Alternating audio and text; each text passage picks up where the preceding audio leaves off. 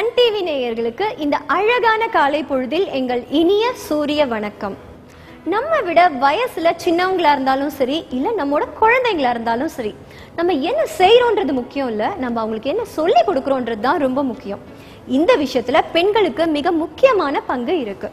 பல தடைகளை தாண்டி சாதிச்ச பெண்களுக்கும் அந்த மாதிரி சாதிக்க ஆசைப்படுற பெண்களுக்கும் இதோ நாங்க தயாரா இருக்கோம். இந்த நிகழ்ச்சி முழுக்க முழுக்க பெண்களுக்காக செதுக்கப்பட்ட பெண்கள் நிகழ்ச்சி. வணக்கம் பெண்ணே.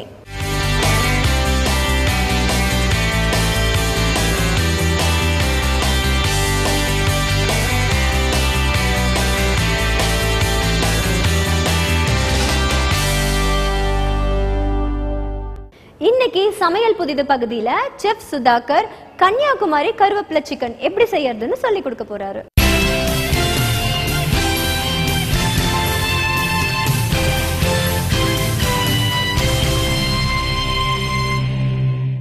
சன் டிவி நேயர்களுக்கு வணக்கம். நான் உங்கள் ஷெஃப் சுதாகர். வணக்கம் பெண்ணே நிகழ்ச்சிக்கு நான் உங்களை வரவேற்கிறேன். இன்றைக்கி பண்ண போகிற டிஷ்ஷு வந்து கன்னியாகுமரி கருவேப்பிலை சிக்கன். எப்படி பண்ணுறது பார்க்கலாம் வாங்க. இதுக்கு தேவையான பொருட்கள்: கோழிக்கறி 200 கிராம், இஞ்சி பூண்டு பேஸ்ட் 1 டேபிள் ஸ்பூன், மிளகுத்தூள் 1 டேபிள் ஸ்பூன், கரம் மசாலா தூள் 1 டேபிள் ஸ்பூன், சோம்புத்தூள் 1/2 டேபிள் ஸ்பூன், மிளகாய் நறுக்கியது 1/2 டேபிள் ஸ்பூன், வெங்காயம் நறுக்கியது 2 டேபிள் ஸ்பூன், தக்காளி நறுக்கியது 2 டேபிள் ஸ்பூன், கறிவேப்பிலை வறுத்து பவுடராகினது 1 டேபிள் ஸ்பூன், எண்ணெய் தேவையான அளவு, மிளகாய்த்தூள் 1 டேபிள் ஸ்பூன், தனியாத்தூள் 1 டேபிள் ஸ்பூன், உப்பு தேவையான அளவு. அடுப்பு பற்ற வச்சுட்டு பேன் வைக்கணும். இந்த பேன் வச்சுட்டு இந்த தேவையான அளவு எண்ணெய் ஊற்றணும். இந்த எண்ணெயை ஊற்றிட்டு இந்த எண்ணெய் கொஞ்சம் சூடான பிறகு நறுக்கின வெங்காயம் 2 டேபிள் ஸ்பூன் போட போகிறோம்.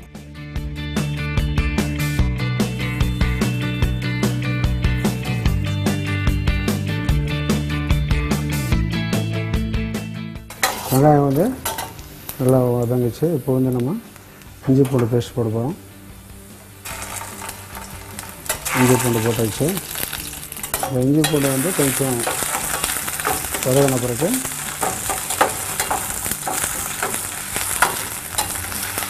சிக்கன் போட போகிறோம். நம்ம இப்போ கோழி வந்து இந்த மாதிரி நீட்டாக பீஸ் கட் பண்ணிக்கணும் நம்ம. அப்போ தான் அதை வந்து பார்க்குறதுக்கு அழகாக இருக்கும்.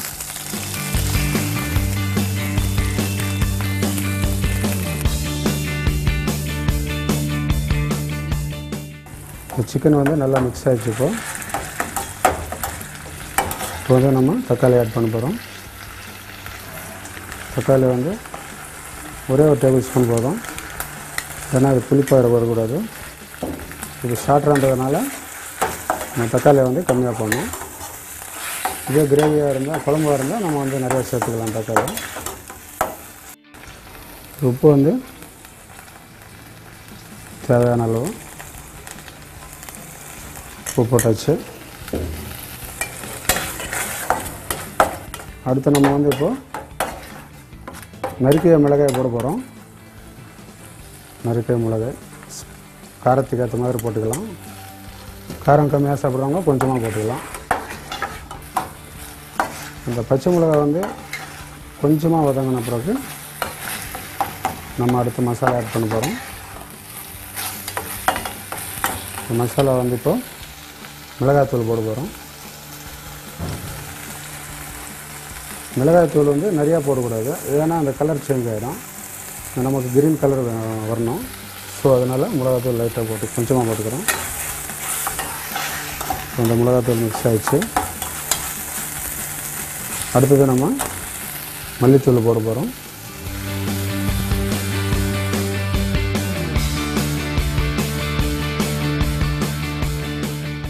கரம் மசாலா தூள் வந்து லைட்டாக சேர்க்க போகிறோம். நம்ம இப்போ கரம் மசாலா தூள் சேர்த்தாச்சு.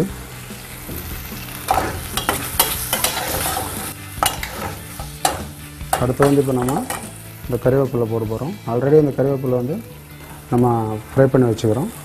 ஃப்ரை பண்ணி பவுடர் பண்ணி வச்சுக்கிறோம். ஸோ இது வந்து கறிவேப்பிலை போட்டாச்சு. இந்த கறிவேப்பிலை சிக்கன் கோழி வறுத்துறதுக்காக வேகிறதுக்காக கொஞ்சோண்டு நம்ம தண்ணி ஆட் பண்ண போகிறோம். இப்போ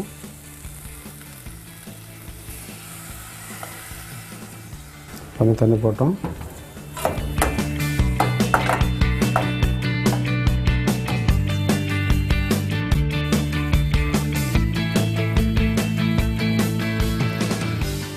இப்போ நம்ம சிக்கன் வந்து வேகிறதுக்காக நம்ம ஒரு 2 நிமிஷம் மூடி போட்டு வைப்போம்.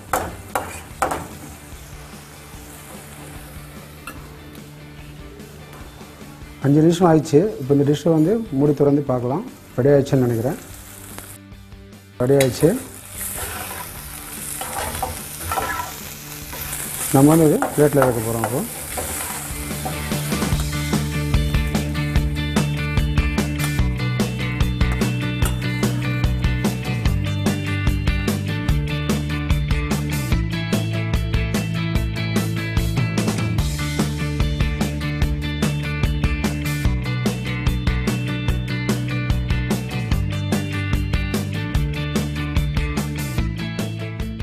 இந்த கன்னியாகுமரி கறிவேப்பிலை சிக்கன் எப்படி செய்கிறது பார்த்தீங்களா?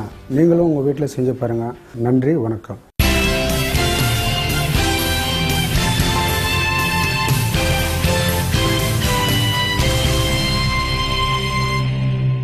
கன்னியாகுமரி கருவேப்பிலை சிக்கன் எப்படி செய்யறதுன்னு பாத்தீங்க இல்லையா?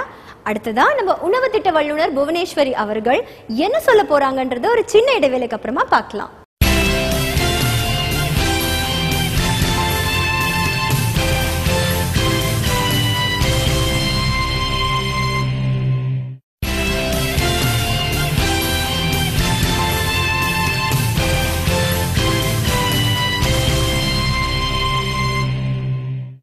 வணக்கம் பெண்ணை நிகழ்ச்சிக்கு மீண்டும் உங்களை வரவேற்கிறேன்.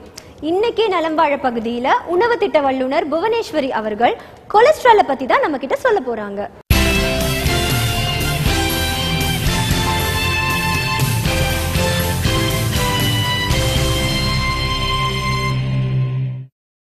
நம்ம எல்லாருமே கொலஸ்ட்ரால் அப்படின்னு நிறைய கேள்விப்படுறோம்.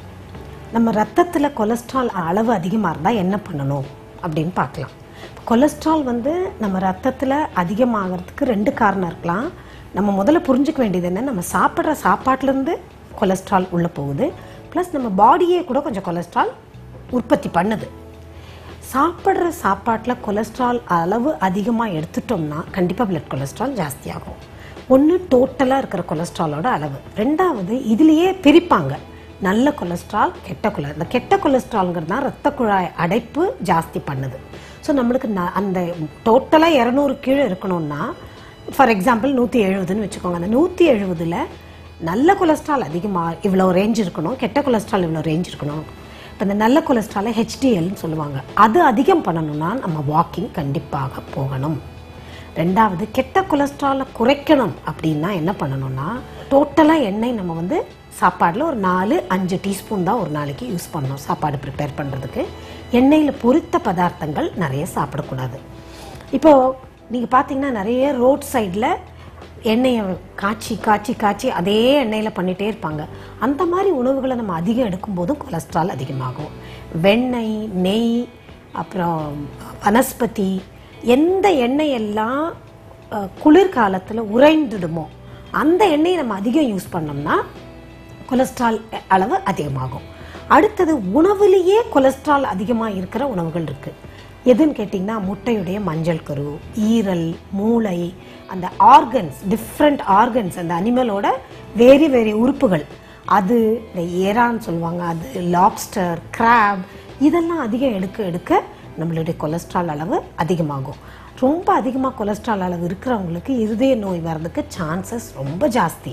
அதனால நம்ம டோட்டலாக சாப்பிட்ற எண்ணெயோட அளவை பார்க்கணும். 2வது கொலஸ்ட்ரால் அதிகம் படுத்துகிற உணவு வகைகளை கண்டிப்பாக குறைச்சிக்கணும்.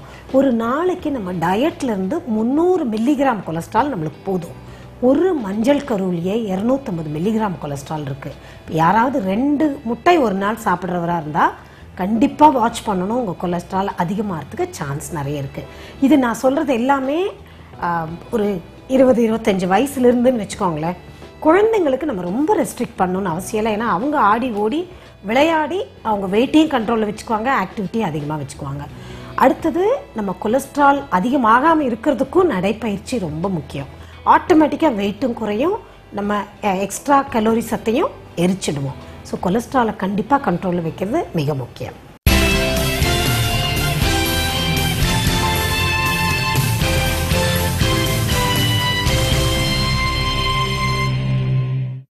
இதே மாதிரி இன்னும் பல ஆரோக்கியம் சம்பந்தப்பட்ட தகவல்களை அடுத்த நலம் வாழ பகுதியில் நம்ம பார்க்கலாம்.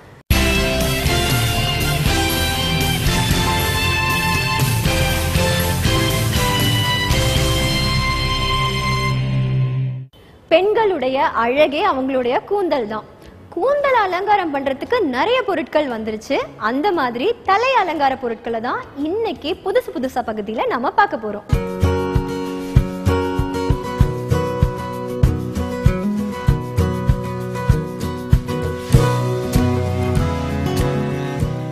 கூந்தல்ன்றது ஒரு பெண்ணுக்கு ரொம்ப முக்கியமான ஒன்று. முக்கியம் மட்டும் இல்லைங்க, அது பெண்ணுடைய அழகை மெருகேற்ற விஷயமாகவும் உள்ளது.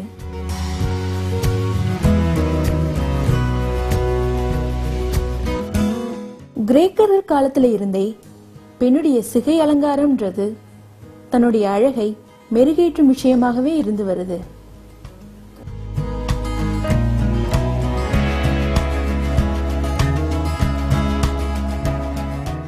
அன்னைக்கும் சரி இன்னைக்கும் சரிங்க, பெண்ணுடைய சிகை அலங்கார பொருட்களுக்கு இருக்கிற டிமாண்ட் சற்றும் குறையவே இல்லை.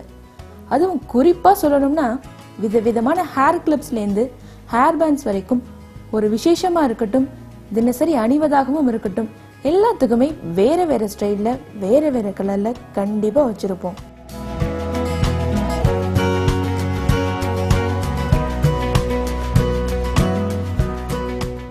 பெண்ணுடைய சிகை அலங்காரத்துல இருக்கிற ஈடுபாட்டையும் எல்லையில்லா ஆசையும் தெரிஞ்சவங்க சிகை அலங்கார பொருட்கள் வணிகத்துல காலங்காலமா இருந்துகிட்டே தான் வராங்க.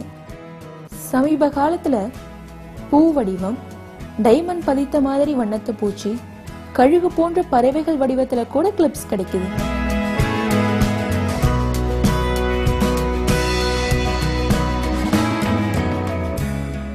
இப்ப நடைமுறையில பாத்தீங்கன்னா கல் பதித்த கிளிப்ஸ் தான் ஃபேஷன். என்னடா இவ்வளவு விதம் இருக்கே, இதெல்லாம் விலை உயர்ந்ததா இருக்குமோன்னு நினைச்சீங்கன்னா அது தப்புங்க. எல்லா கடையிலும் மலிவான விலையிலும் நம்ம ஆசைப்படுற மாதிரி அனைத்து சிகை அலங்கார பொருட்களும் கிடைக்குதுங்க.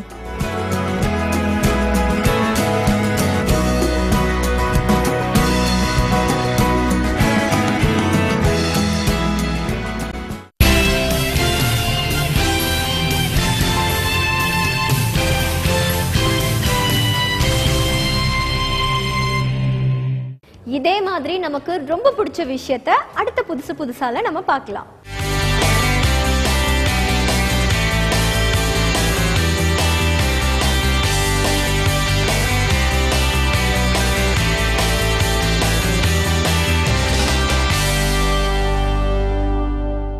பெண்கள் அவங்களுடைய கனவுகளை நம்புற பட்சத்துல அவங்களுடைய எதிர்காலமும் அவங்களுக்கு சொந்தமாயிடும். அப்படிப்பட்ட பெண்களுக்கு தேவையான பயனுள்ள தகவல்களை அடுத்த வணக்கம் பெண்ணே நிகழ்ச்சியில நம்ம பார்க்கலாம். நன்றி, வணக்கம்.